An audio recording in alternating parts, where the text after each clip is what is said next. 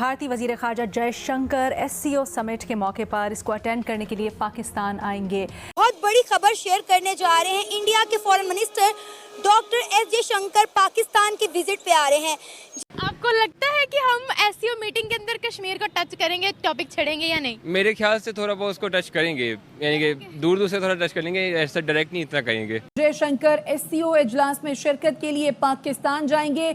भारतीय वजारत खारजा की जानिब से ये बयान सामने आया है। पाकिस्तान ने भारत को SCO सरबराहान समिट में शिरकत के लिए दावतनामा भेजा था, जो कि अब कबूल कर लिया गया है। आपको याद होगा इससे पहले भारत की तरफ से ये कहा जा रहा था कि मुमकिना तौर पर ऑनलाइन अटेंड किया जाएगा किसी वज़ीर की तरफ से। हालांकि वज़ीर आज़म नरेंद्र मोदी को दावत एक्सटेंड की गई थी, बट अब ये ऐलान हुआ है कि जयशंकर खुद आएंगे। ये बड़ा इंटरेस्टिंग है और बड़ा अहम है, क्योंकि 1/2 बाद तकरीबन ये अपनी नौइयत का पहला दौरा होगा। मतलब 1/2 के बाद कोई वज़ीर ख़ारजा पाकिस्तान का दौरा करेगा। लेकिन जहाँ ये एक अच्छी खबर दिखाई दे रही है, वहाँ इसके कुछ डाउन साइड्स भी हैं। और तलखी या खलिश इसमें यह है कि आपको याद ही होगा गुज़श्ता साल जब SCO इजलास भारत ने इसकी मेज़बानी की थी और हमारे वज़ीर ख़ारजा बिलावल भुट्टो ज़रदारी वहाँ गए, तो ज़्यादा कुछ पेशरफ्त हुई नहीं। ज़्यादा गर्म जोशी का भारत ने भी मुजाहिरा नहीं किया, बल्कि वापसी पर जयशंकर ने एक प्रेस कॉन्फ्रेंस करके जो अल्फाज इस्तेमाल किए और जिस जारहाना टोन में पाकिस्तान से मुतल्लिक बयान दिया, उससे ज़रा बदमज़गी सी हो गई और फिर इसके ऊपर बड़ी तनकीद भी की गई। बट अब जयशंकर जो आ रहे हैं पाकिस्तान, इससे मुराद क्या ली जाए, ये क्या पैगाम है? और सवाल कुछ यूँ कि क्या SCO का प्लेटफॉर्म भारत और पाकिस्तान के ताल्लुकात में कोई मुस्बत पेशरफ्त ला सकता है? बेनज़ीर, क्या राय है आपकी? लेकिन मुझे तो कोई ख़ास इमीडिएटली ताल्लुकात बेहतर होते हुए नज़र नहीं आ रहे, और उसकी एक बहुत बड़ी वजह मेरी राय में ये है कि नरेंद्र मोदी साहब के लिए कोई ख़ास इंसेंटिव नहीं है। आपको लगता है कि हम SCO मीटिंग के अंदर कश्मीर को टच करेंगे, टॉपिक छेड़ेंगे या नहीं? मेरे ख्याल से थोड़ा बहुत उसको टच करेंगे, यानी कि दूर दूर से थोड़ा टच करेंगे, ऐसा डायरेक्ट नहीं इतना करेंगे। अच्छा, हालांकि SCO मीटिंग है, तो अगर उसको टच किया फिर तो समझे कि हमारी धुलाई होगी। जी, वो तो पाकिस्तान में ही। जी, वो तो थोड़े फिर हैंडल करना पड़ेगा।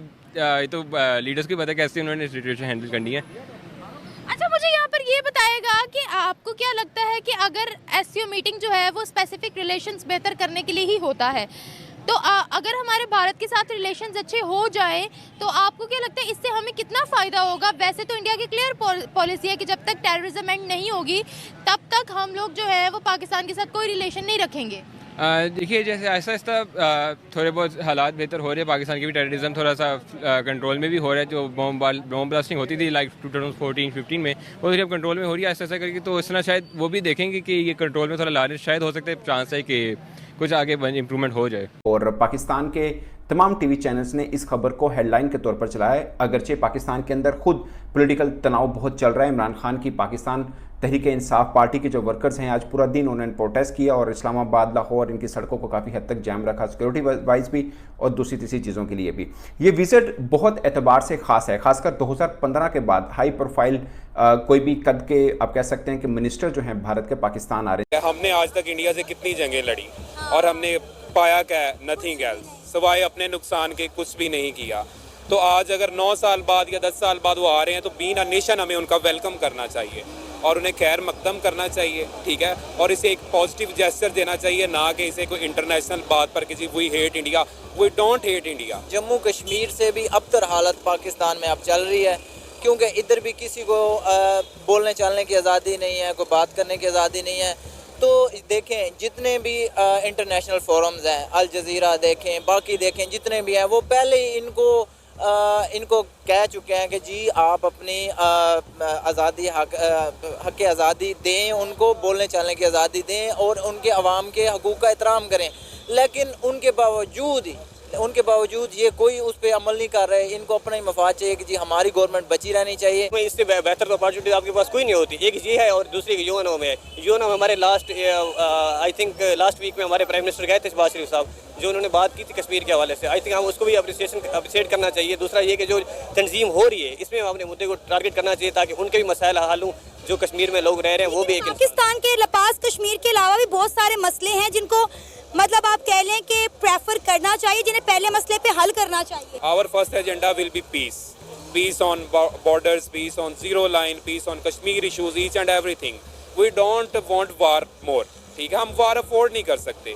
We are not at the state to afford the war. Simple. हमारे मुल्क में खाने के लाले पड़े, हमने लड़ के जंगे करके क्या करना है? हमें अपनी आवाम के पेट भरने की पड़ी हुई है. हमारे पड़ोसियों के साथ अच्छे तल्लुकात होने चाहिए. हम तो जयशंकर जो पाकिस्तान को इससे पहले टारगेट करते रहे और जनरल असेंबली सेशन में भी उन्होंने पाकिस्तान को नहीं बख्शा और कहा कि पाकिस्तान के हालात जो हैं वो बेसिकली कारमा है, पाकिस्तान को अपने इकदामात का ही नतीजा मईशत की सूरत में और मुल्क की हालात की सूरत में काटना पड़ रहा है.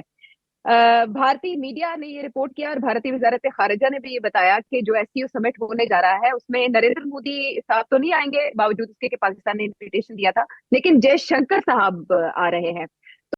नमस्कार दोस्तों, सुनने में आ रहा है कि भारत के फॉरेन मिनिस्टर जयशंकर साहब पाकिस्तान जा रहे हैं एसओसी मीटिंग के लिए.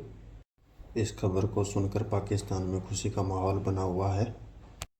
पाकिस्तान के पूर्व पीएम इमरान खान ने भी कहा है कि उनको रैलियों में ले जाएंगे और दिखाएंगे पाकिस्तान का लोकतंत्र. क्या दोस्तों, आपके हिसाब से जयशंकर साहब को पाकिस्तान जाना चाहिए कि नहीं जाना चाहिए? अपनी राय कमेंट बॉक्स में ज़रूर दें और ऐसे वीडियो के लिए लाइक शेयर सब्सक्राइब ज़रूर करें. धन्यवाद. जय हिंद, जय भारत.